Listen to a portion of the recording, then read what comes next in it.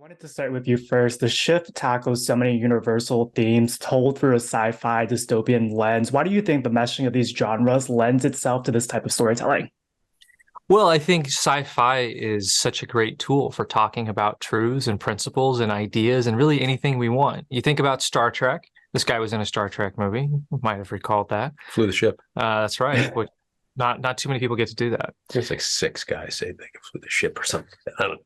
But Star Trek does such a great job talking, for example, about social issues of the day, but does it in such a way that it doesn't seem as immediate as and divisive as what we see in the news. And so it brings people to the table across the political spectrum to be able to talk about the ideas and have these conversations.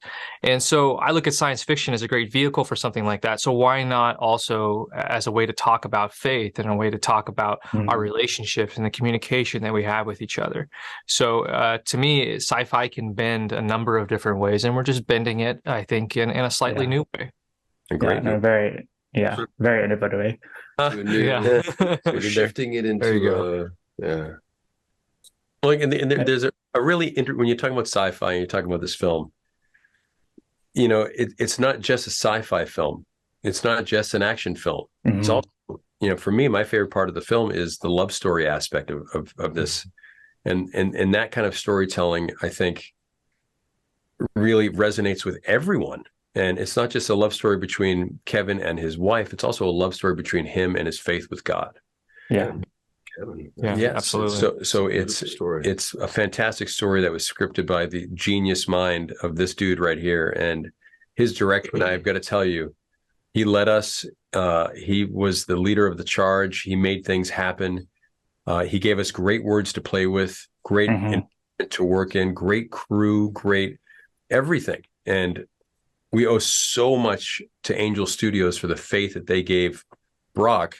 Look, 6,000 people through the Angel Guild chipped in to make this movie happen. Where else does that happen in Hollywood? Yeah.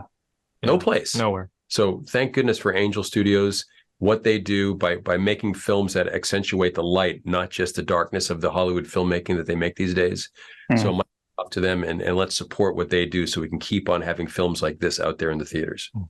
Beautifully said. And Kristoffer, you and your character bring audiences on such an emotional journey throughout the film. And despite everything that he's lost, he remains so hopeful, but you brought so much nuance too. As an actor, how did you create the space for yourself to dive into that arc, especially when you're filming things out of sequence and coming off another project that's so widely different? Yeah, thank you. It's a great question, Kevin. I think that when you get a script as tightly written as the one that Brock wrote, the work, and Kevin has such a long runway. So from beginning to end, it's really about how you read the script, how many times you read it and interpret that information and start to plug it in. And then it's just going day by day, scene by scene, and trusting the moment. I mean, I knew I had graphed out the character and his arc and sort of where he was going and how he was going to get there. But then I had to just trust Brock, and every day that we went to set to kind of just drop in. I mean, on day one, I wrapped A Biltmore Christmas on Friday, January 27th. On January 28th, which is a Saturday, I was in Birmingham, Alabama with Brock, and I said, kick my butt, man. Break my back. Dude, I want you to try to kill me with this movie. You almost did. Almost did. He almost did. 3 times, mind you, Kevin. 3 times. But it was this, we had a mind meld too, because at that dressing character, and by the way, I'm getting dressed for 11 different characters. We're having to go through and dress 11 different people, but there were so many. We just agreed, and almost like it truly was like a mind meld thing where he's like, I'm thinking about this. I'm like, yeah, but what if? And it was about all of these tiny little decisions that you have to make as an actor, but also as a director. He has a vision, what he wants to see, how he saw it in his head for the last 8 years, and then I've got a vision, what I want to see and how I see it. And it really is a relationship of saying, I'm bringing this to the table, and Brock saying, well, I'm going to bring this to the table. And together we're like, all right, let's lose this, and let's bring these things and let's build what we get. And so in a large, you want to take credit for stuff as an actor, but you really can't, because it's who you're acting with makes all the difference. Who you're being directed by makes all the difference. How centered and focused you are, of course, is your job. But like, I show up on set, and Neal McDonough is bringing nuclear armament to the scene, 9-page scene, ready to rock and roll. And I'm either going to get left, all the way back at first base, or I'm going to run the race with him. And that's what we got paid to do. And we got paid to bring our excellence and all our world, our life experience. And I think the audience is going to be in for the ride of their life. Yeah. I think a movie that, hasn't been seen before. Again, it's this weird amalgamation of romance and sci-fi and faith and all. And it's also a story of hope and perseverance and what a relationship with God, how that can change your life. Favorite films of the year. Neal, you were a little apprehensive about playing this character, but it was your wife who encouraged you to do so. How did that conversation ultimately lead you to say yes to this role? And what did you learn about yourself playing this character? Honey, are you okay? Yeah, I'm okay, honey. Something on your mind? Yeah, they just asked me to play the devil. What'd you tell them? No. Why? I can't play that. Well, here's what I think after she read the script. Because you are probably the best villain in Hollywood. You have an amazing relationship with God. You have to play this part because someone else plays it who doesn't have that relationship. The film isn't going to work. And because of those words, I let it all out on the canvas. I didn't want to let anyone down, but there was this thing that was all in the back of my head. I didn't want to let God down either. I wanted to be a story that gave glory to him. Sometimes you have to be the good guy. Sometimes you have to be the bad guy. This time I was the bad guy, but I infused a bit of humanity into Lucy, that by the end of the film, you have a little compassion for him, which is, I've never seen a character crafted that way before. And Brock and I really worked hard on it to make sure that this character wasn't just your stereotypical villain, that he was human and that he was flawed and he had all these things. And in the end, he has such compassion and envy of Kevin and his love for God after I offer him anything you want, just give allegiance to me instead of him. And instead he chooses God. And that look on my face is one of my favorite moments I've ever had in film, that I wish I had what Kevin has. I used to have it a long time ago. I have tripped all over myself and I've made horrible choices in life. But Kevin has made horrible choices and tough choices and all kinds of things. But he had the bravery to get through it.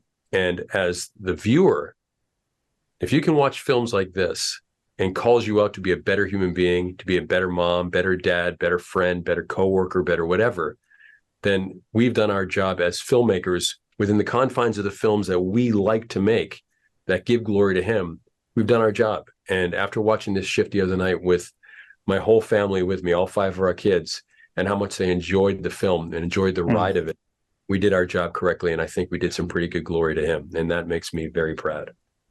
You'll definitely did. Brock, I got final question for you. What you've done so beautifully with this is used art to celebrate your father. And this has been an 8+ year journey for you. This is also your debut as a writer and director. What has this moment meant to you to have this film finally come out?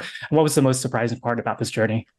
Oh, well, I mean, the most surprising part about this journey is that it happened at all. Where I grew up, I didn't necessarily learn to dream big. And so I didn't grow up be a filmmaker or anything like that. I grew up loving movies, but not really thinking that this was a path that was available to me.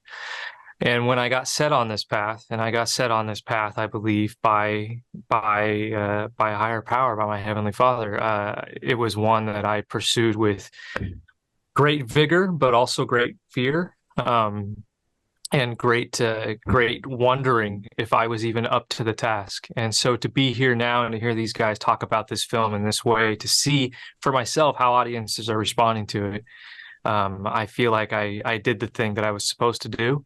And now I'm ready for the world to take it and see what they're going to do with it. But it's incredibly satisfying, and it's also a moment of deep gratitude. I know how fortunate I am to be in this position. What was your mantra through filming? I will be who I have to be. Yeah, but also those who...